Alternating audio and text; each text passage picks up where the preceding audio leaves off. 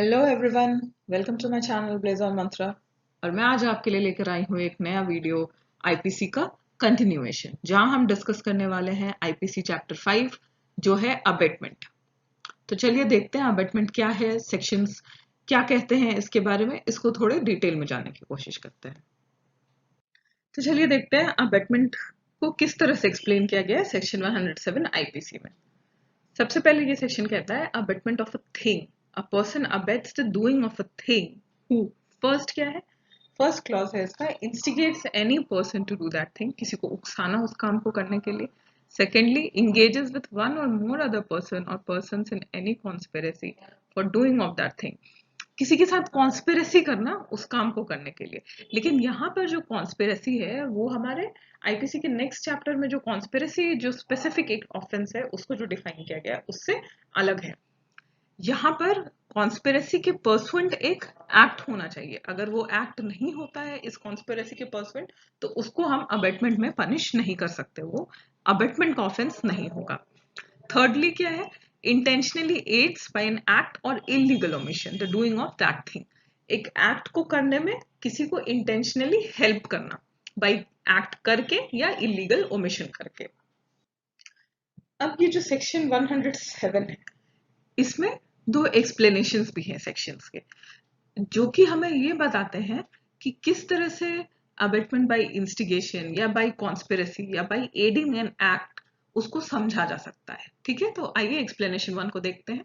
Explanation 1 कहता है a person who by wilful misrepresentation और by wilful concealment of a material fact which he is bound to disclose, मतलब कोई misrepresent कर रहा है जानबूझकर या जानबूझकर किसी मटेरियल फैक्ट जिसको बताना चाहिए था उसको छुपा रहा है। वॉलंटरीली कॉजेज और प्रोक्योर्स, वॉलंटरीली जानबूझकर, यहाँ पर इस एक्सप्लेनेशन में पूरी तरह से जो विल का जो एलिमेंट है या जो मेंटल एलिमेंट होता है, जो क्राइम का मेंस रिया का जो एलिमेंट है वो कंप्लीटली प्रेजेंट है। वॉलंटरीली किसी को कॉज करता है या प्रोक्योर करने में हेल्प करता है, अटेम्प्ट करता है कॉज या प्रोक्योर करने में। A thing to be done is said to instigate the doing of that thing. ठीक है, तो इंस्टिगेशन में क्या क्या आएगा, किस तरह से आप किसी को इंस्टिगेट कर सकते हैं, विलफुल मिसरिप्रेजेंटेशन करके, किसी मटेरियल फैक्ट जिसको बताना चाहिए था उसको विलफुली कंसील करके, या वॉलंटरीली किसी भी थिंग को कॉज करने में, उसको करवाने में या उसको प्रोक्योर करने में हेल्प करने में, या फिर उसके कॉज में या प्रोक्योर के अटेम्प्ट में भी आप किसी भी चीज को इंस्टिगेट कर सकते हो। तो इस इलस्ट्रेशन से इस एक्सप्लेनेशन को थोड़े सिंपली समझते हैं। एक पब्लिक ऑफिसर है ए जो कि एक पर्सन जेड को अरेस्ट करना चाहता है, उसके लिए उसके पास कोर्ट से वारंट है। अब बी जो कि जानबूझकर, जिसको पता है कि सी जेड नहीं है, लेकिन वो क्या बताता है ए को कि सी जो है वही जेड है और सी को अरेस्ट करवा देता है। तो यहाँ पे बी क्या करता है, बी बाय इंस्टिगेशन इस एक्ट को अबेट करता है, सी के अरेस्ट को बाय इंस्टिगेशन वो अबेट कर रहा है, क्योंकि उसने जानबूझकर विलफुल मिसरिप्रेजेंटेशन किया कि जो सी है वही जेड है और सी को अरेस्ट करवा दिया ए से। ठीक है, अब हम एक्सप्लेनेशन 2 देखते हैं। Whoever, either prior to or at the time of the commission of an act, does anything in order to facilitate the commission of that act and thereby facilitates the commission thereof is said to aid the doing of that act. ठीक है, कोई अगर जानकर किसी भी act को होने में या उसको करने में हेल्प कर रहा है, ठीक है, या उसको उस एक्ट को करने के लिए और फैसिलिटीज प्रोवाइड कर रहा है, उसको इजी बना रहा है, तो वहां पर भी हम क्या कहेंगे कि जो अबेटमेंट है वो बाय एड हुआ है। ओके, जैसे एक कॉमन सा एग्जांपल है, टेम्पल्स में जो प्रीस्ट किसी की शादी करवाते हैं, अगर प्रीस्ट को पता है कि एक मैरिड पर्सन ए एक अनमैरिड पर्सन बी के साथ शादी कर रहा है, जिसने बी को बिल्कुली ये मिसरिप्रेजेंट किया है कि वो मैरिड नहीं है, ए ने बी को बिल्कुली मिसरिप्रेजेंट किया है कि वो अनमैरिड है, लेकिन प्रीस्ट को पता है कि जो ए है वो मैरिड है, ऑलरेडी मैरिड है। तो यहाँ पर जो क्राइम हो रहा है बाइगैमी का, उसको जो प्रीस्ट है वो बाई एड अबेट कर रहा है। ओके, ये एक सिंपल सा एग्जांपल है। इसी चैप्टर में जो नेक्स्ट सेक्शन है, सेक्शन 108, वो बताता है कि एक अबेटर कौन है। अबेटर मतलब वैसा पर्सन जो किसी क्राइम को या किसी ऑफेंस को कमिट होने में जो हेल्प कर रहा हो या अबेट कर रहा हो, उसे हम अबेटर कहेंगे। ठीक है, तो इस सेक्शन को देखते हैं।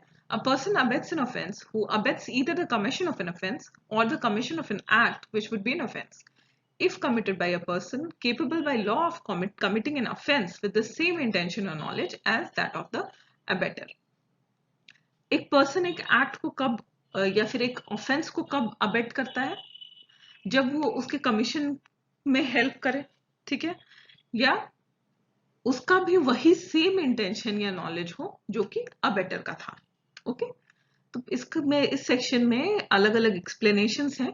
पहला एक्सप्लेनेशन देखते हैं। Explanation 1, the abetment of illegal omission of an act may amount to an offence although the abettor may not himself be bound to do that act. अब किसी इलीगल ओमिशन मतलब आपके ऊपर कोई लीगल ड्यूटी है और आप उसको नहीं कर रहे हो, ठीक है, तो किसी अगर इलीगल ओमिशन को भी अगर कोई अबेट करता है तो वो भी एक ऑफेंस होगा। एक्सप्लेनेशन 2 कहता है, to constitute the offence of abetment it is not necessary that the act abetted should be committed और that the effect requisite to constitute the offence should be caused. Explanation 2 हमें बता रहा है कि किसी ने किसी ऑफेंस को अबेट किया। अब जरूरी नहीं है कि उसने जिस ऑफेंस के लिए इंस्टिगेट किया था या एड किया था वो ऑफेंस कमिट हुआ ही हो, या फिर जो इफेक्ट जो डिजायर्ड इफेक्ट चाहिए था ऑफेंस कॉन्स्टिट्यूट करने के लिए वो हुआ हो। बट फिर भी अगर ऑफेंस नहीं भी कमिट होता है फिर भी अमेटमेंट के लिए उस पर्सन को पनिश किया जा सकता है। एग्जाम्पल से समझते हैं। तो पहला इलस्ट्रेशन हमारा कहता है कि ए इंस्टिगेट करता है बी को कि तुम सी को मर्डर करो। बी मना कर देता है मर्डर करने से, तो यहाँ पे जो मर्डर का जो एक्ट है, जो मर्डर का ऑफेंस है वो कमिट नहीं हो रहा है, बट फिर भी ए गिल्टी होगा बी को क्योंकि उसने अबेट किया टू कमिट मर्डर, क्योंकि उसने बी को इंस्टिगेट किया कि तुम मर्डर कमिट करो। जो नेक्स्ट एग्जाम्पल है हमारा वो है A instigates B to murder D. A उकसा रहा है बी को कि तुम डी का मर्डर करो।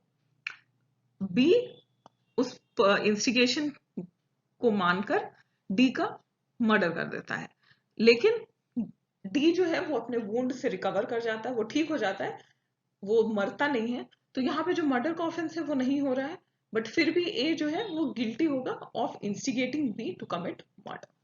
इस सेक्शन में काफी सारे एक्सप्लेनेशंस हैं, तो अब आइए एक्सप्लेनेशन 3 को देखते हैं। एक्सप्लेनेशन 3 कहता है, it is not necessary that the person abetted should be capable by law of committing an offence. अच्छा, ये भी जरूरी नहीं है कि जो अबेटमेंट कर रहा है वो पर्सन लॉ में केपेबल हो एक ऑफेंस को कमिट करने के लिए, और that he should have the same guilty intention और knowledge as that of the abettor, या जो अबेटर का जो नॉलेज या इंटेंशन था वही सेम इंटेंशन उस पर्सन का भी हो, और एनी गिल्टी इंटेंशन और नॉलेज। ठीक है, यहाँ पर बेसिकली हम किसी के भी मेंस्ट्रिया को जज कर रहे हैं, जो अबेटर है उसके मेंस्ट्रिया को जज कर रहे हैं एक्सप्लेनेशन 3 में। तो इसके इलस्ट्रेशन को देखते हैं। A with a guilty intention abets a child or a lunatic to commit an act which would be an offense। ठीक है, अब यहां पर क्या है, A जानबूझकर एक बच्चे को या फिर एक जो इंसेन पर्सन है, ल्यूनेटिक पर्सन, उसको उकसाता है कि वो एक ऑफेंस कमिट करे। अब हमें पता है कि एक बच्चा या फिर एक इंसेन पर्सन आईपीसी में केपेबल नहीं है एक ऑफेंस कमिट करने के लिए, क्योंकि उसके पास रिक्विजिट मेंस्ट्रिया वो फॉर्म नहीं कर सकता, उसका माइंड इतना डेवलप नहीं होता। If committed by a person capable by law of committing an offense and having the same intention as A, here A whether the act be committed or not is guilty of abetting an offense। तो यहाँ पर हमने क्या देखा कि ए ने एक बच्चे को या एक ल्यूनेटिक पर्सन को उकसाया कि वो एक ऑफेंस कमिट करे, बट एक ल्यूनेटिक पर्सन और एक चाइल्ड का एक्ट कभी भी ऑफेंस कॉन्स्टिट्यूट नहीं करेगा आईपीसी के अंदर। तो यहाँ पर फिर भी जो ए है वो अबेटमेंट के लिए गिल्टी होगा। ठीक है, तो ये जो सेक्शन 108 है वो डिफरेंट एक्सप्लेनेशन से आपको ये बता रहा है कि डिफरेंट सर्कमस्टांसेस किस तरह से अराइज हो सकते हैं रियल लाइफ में, और वहां पर आप कैसे डिसाइड करोगे कि ये जो ऑफेंस हुआ है वो अबेटमेंट कॉन्स्टिट्यूट करेगा या नहीं करेगा। एक्सप्लेनेशन 4 देखते हैं। The abetment of an offence being an offence, the abetment of such an abetment is also an offence. यहाँ क्या होता है, इसको हम इलस्ट्रेशन से समझते हैं तो इजीली समझ आएगा। A instigates B to instigate C to murder Z। अब यहाँ पे जो A है वो डायरेक्टली ऑफेंस कमिट करने वाले को इंस्टिगेट नहीं कर रहा है। बीच में इंटरमीडियरी बी है। ए उकसाता है बी को कि तुम जाकर सी को उकसाओ कि वो जेड का मर्डर करे। बी अकॉर्डिंगली जाकर सी को बोलता है कि तुम जेड का मर्डर करो, और सी जाकर जेड का मर्डर कर देता है बी के कहने पर। अब यहां पर B is liable to be punish for his offence with the punishment of murder, and as A instigated B to commit the offense, A is also liable to the same punishment. तो यहां पर C ने offence commit किया, वो भी liable है। B ने उकसाया, वो भी लायबल है, और A ने जिसने B को उकसाया था वो भी लायबल है। तो यहाँ पर चेन ऑफ पीपल है जो डायरेक्टली जो फाइनल एक्ट हुआ है उसके लिए जिनको लायबल होल्ड किया जाएगा। एक्सप्लेनेशन 5 देखते हैं। It is not necessary to the commission of the offense of abetment by conspiracy that the abettor should concert the offense with the person who commits it is sufficient if he engages in conspiracy in pursuance. यहाँ पर जो explanation 5 है वो conspiracy की बात कर रहा है। अबेटमेंट में अगर कॉन्स्पिरसी हो रही है, कॉन्स्पिरसी के थ्रू एक्ट को अबेट किया जा रहा है, तो वहां पर हम कैसे डिसाइड करेंगे। इलस्ट्रेशन देखते हैं। A concerts with B a plan for poisoning Z. A और बी मिलकर प्लान बनाते हैं जेड को पॉइजन करने के लिए। It is agreed that A shall administer the poison. B then explains the plan to C, mentioning that a third person is to administer the poison, but without mentioning A's name. A और B ने agree किया कि वो Z को poison करेंगे, और ये भी अग्री हुआ कि A जो है वो जाकर पॉइजन देगा Z को।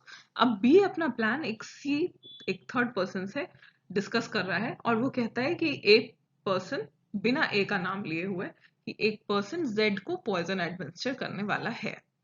C agrees to procure the poison. C पूरे प्लान को सुनकर पॉइजन खरीदने को तैयार हो जाता है और जाकर B को उसको डिलीवर करता है। A administers the poison, Z dies in consequence. और पॉइजन लेकर A Z को दे देता है और Z उसके कॉन्सिक्वेंस में मर जाता है। Here though A and C have not conspired together. अब जो C था वो डायरेक्टली ए के साथ इन्वॉल्व नहीं था कॉन्स्पिरेसी में। कॉन्स्पिरेसी जो इनिशियल कॉन्स्पिरेसी थी वो ए और बी ने मिलकर की थी, लेकिन सी ने क्या किया, सी ने पूरी बात को सुनकर जाकर पॉइजन प्रोक्योर किया। Yet C has been engaged in the conspiracy in pursuance of which Z has been murdered. अब C ने पॉइजन लाया था उस पूरी बात को जानते हुए, और Z को पॉइजन दिया जाता है, Z मर जाता है। C has therefore committed the offense defined in this section and is liable to the punishment for murder.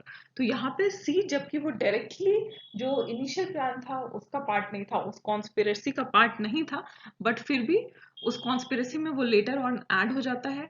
उसमें वो एक्टिव पार्टिसिपेंट्स दिखाता है, अपना पार्टिसिपेशन दिखाता है बाय प्रोक्योरिंग द पॉइजन, जिसके पर्सुएंस में Z मर जाता है। तो यहाँ पर मर्डर के लिए लायबल C भी होगा। तो अभी तक अपने पिछले स्लाइड्स में हमने ये देखा कि किस किस सर्कमस्टांसेस में कौन किस तरह से प्लान में इन्वॉल्व हो जाएगा, तो उसको भी हम अबेटर कहेंगे, और वो भी अबेटमेंट के लिए पनिशेबल होगा, वो पर्सन भी अबेटमेंट के लिए लायबल होगा। अब सेक्शन 108 का एक और नया पार्ट है जिसको बाद में इंट्रोड्यूस किया गया, सेक्शन 108A। ये अबेटमेंट को वैसे केसेस में बताता है जो कि ऑफेंसेस अगर आउटसाइड इंडिया कमिट हुए हैं तो वो इंडिया में पनिशेबल हो। A person abets an offense with the meaning of this code who, in India, abets the commission of any act without and beyond India which would constitute an offense committed in India. अगर कोई काम को या किसी भी offence को बाहर में अबेट करता है जो कि इंडिया में एक ऑफेंस होता, अगर वो इंडिया में कमिट हुआ होता तो उसको भी हम अबेटमेंट के लिए लायबल करेंगे। इलस्ट्रेशन देखते हैं। ए जो कि इंडिया में है इंस्टिगेट करता है बी को, a foreigner in Goa. B कौन है, एक फॉरेनर है गोवा में, to commit a murder in Goa. A is guilty of abetting murder. अब चूंकि जो बी है वो फॉरेनर है बट वो है कहाँ, वो गोवा में है, तो जो मर्डर कहाँ कमिट हो रहा है वो इंडियन सॉइल पे हो रहा है, इंडियन टेरिटरी पे हो रहा है। तो ए जो है वो बी को इंस्टिगेट कर रहा है, तो यहाँ पे ए जो है वो भी गिल्टी होगा फॉर अबेटिंग ऑफ मर्डर। अब चैप्टर 5 अबेटमेंट के जो सीरीज ऑफ सेक्शंस है उसमें हम सेक्शन 110 देखते हैं। सेक्शन 110 कहता है punishment of abetment if person abetted does act with different intention from that of an abettor. अब जो अबेटर है उसका इंटेंशन जो हो वो डिफरेंट हो, ठीक है, जो मेन एक्ट जिसने कमिट किया है, जिसने ऑफेंस कमिट किया है, उसके इंटेंशन से जो अबेटर का इंटेंशन है वो अगर डिफरेंट हो तो पनिशमेंट किस तरह से डिसाइड होगा। Whoever abets the commission of an offense shall, if the person abetted does the act with a different intention or knowledge from that of the abettor, be punished with the punishment provided for the offense which would have been committed if the act had been done with the intention or knowledge of the abettor and with no other. अब ये section आपको ये बता रहा है कि मान लीजिए एक पर्सन है ए, वो बी को इंस्टिगेट करता है मर्डर करने के लिए, लेकिन मर्डर के पीछे ए का जो इंटेंशन था वो डिफरेंट था, और बी जिस इंटेंशन से जाके सी का मर्डर करता है, बी का इंटेंशन इज डिफरेंट। तो क्या ये प्ले ले सकता है कि मैंने तो डिफरेंट इंटेंशन से उसको मर्डर करने के लिए बोला था और बी ने डिफरेंट इंटेंशन से सी का मर्डर किया है, तो मैं लायबल नहीं हूं, मैंने अबेट नहीं किया है उस मर्डर को? ऐसा पॉसिबल नहीं है। ए फिर भी लायबल होगा क्योंकि उसने बी को इंस्टिगेट किया था कि वो सी का मर्डर करे, जबकि दोनों का इंटेंशन डिफरेंट हो सकता है, मोटिव डिफरेंट हो सकता है, दोनों का नॉलेज भी डिफरेंट हो सकता है, बट जो एक्ट कमिटेड है वो वही है जो ए इंटेंट कर रहा था। ओके, सेक्शन 111 क्या कहता है? Liability of abettor one one act abetted and different act done. यहां पर अबेटर की क्या लायबिलिटी होगी? जब एक एक्ट के लिए उसने अबेट किया था और जो एक्ट फाइनल जो एक्ट हुआ है, जो ऑफेंस कमिट हुआ है, वो डिफरेंट हो। इसको आपको प्रीवियस सेक्शन 110 से कंफ्यूज नहीं होना है। वहां पर फाइनल एक्ट वही हो रहा है जो फर्स्ट अबेटर ने चाहा था, लेकिन जो जिस पर्सन ने उस एक्ट को कमिट किया उसका सिर्फ इंटेंशन डिफरेंट था। मतलब पर्सन ए ने जो कि अबेटर था, उसका जो इंटेंशन था, जो ऑफेंडर है पर्सन बी, दोनों के इंटेंशन में सिर्फ डिफरेंस था, बट जो एक्ट कमिट हो रहा था वो सेम था, दोनों ने सेम एक्ट को ही चाहा था, वही उस फाइनली वही एक्ट वो अचीव करना चाहते थे। जबकि सेक्शन 111 ये आपको बता रहा है कि अबेटर ने एक एक्ट के लिए अबेट किया था और जो एक्ट हो रहा है वो different, completely all together different act हो रहा है। तो वैसे सिचुएशन में क्या होगा? When an act is abetted and a different act is done, the abettor is liable for the act done in the same manner and to the same extent as if he had directly abetted it, provided the act done was probable consequence of the abetment and was committed under the influence of the instigation or with the aid or in pursuance of the conspiracy which constituted the abetment. अब जो section है ये दो part में है, इसमें proviso भी है। पहले तो एक्ट जो अबेटेड है वो डिफरेंट था जो फाइनल एक्ट हुआ उससे, तो यहां पर भी जो है वो अबेटर जो है वो लायबल होगा फाइनल एक्ट के लिए, फाइनल ऑफेंस के लिए जो अबेटर है वो भी लायबल होगा इन द सेम वे और टू द सेम एक्सटेंट। किस तरह से? यहाँ पे प्रोवाइजो क्या है? प्रोवाइडेड दैट, वो तभी लायबल होगा जब जो एक्ट डन है, जो फाइनल जो एक्ट है, वो उसके अबेटमेंट का प्रोबेबल कॉन्सिक्वेंस हो, या उसके उकसाने पर ही वो जो फाइनल एक्ट है वो किया गया हो, या उसके हेल्प या कॉन्स्पिरेसी से जो फाइनल एक्ट है वो किया गया। ठीक है, इसको एग्जाम्पल से समझते हैं। A instigates a child to put poison in the food of Z. A एक बच्चे को बोलता है कि तुम जेड के फूड में पॉइजन डाल दो, और उसको हाथ में पॉइजन भी देता है उस पर्पस के लिए। वो बच्चा जाकर क्या करता है? बाय मिस्टेक आई के फूड में पॉइजन डाल देता है। यहाँ पे ए ने क्या चाहा था कि जेड को पॉइजन किया जाए, लेकिन बच्चा जाकर क्या कर रहा है? वो वाई को पॉइजन कर रहा है। लेकिन क्यों पॉइजन कर रहा है वो वाई को? उसका खुद का कोई इंटेंशन नहीं है, वो उस काम को इसीलिए कर रहा है क्योंकि उसने ए ने उसको कहा था कि तुम जाकर जेड को पॉइजन करो। Here, if the child was acting under the influence of A's instigation and act was done under the circumstances, a probable consequence of abetment, A is liable in the same manner and to the same extent as if he had instigated the child to put the poison into the food of Y. अब जब Z को मारने के लिए, Z के murder के लिए जिस तरह से A फॉर अबेटमेंट लायबल होता, उसी तरह से Y के मर्डर के लिए भी A फॉर अबेटमेंट लायबल होगा। क्यों? क्योंकि यहाँ पर बच्चे ने जो एक्ट किया पॉइजन देने का, वो उसने ए के उकसाने पर ही किया था। ठीक है, यही जो प्रोवाइजो है वो यही कह रहा है कि एक्ट जो फाइनल एक्ट हुआ हो वो अबेटर के ही उकसाने का या उसके कॉन्स्पिरेसी का या उसके हेल्प करने का प्रोबेबल कॉन्सिक्वेंस होना चाहिए। तो आई होप अभी तक हमने जितने भी सेक्शंस डिस्कस किए अबेटमेंट के वो आपको समझ में आए होंगे, और आगे के जो सेक्शंस हैं अबेटमेंट चैप्टर में वो हम अपने नेक्स्ट वीडियो में डिस्कस करेंगे। तो आप प्लीज इस स्पेस को वॉच करिए for the next update, and please हमारे वीडियो को लाइक करिए, अपने फ्रेंड्स के साथ शेयर करिए और कमेंट करके हमें बताइए आपको हमारा वीडियो कैसा लग रहा है। Thank you so much, bye bye.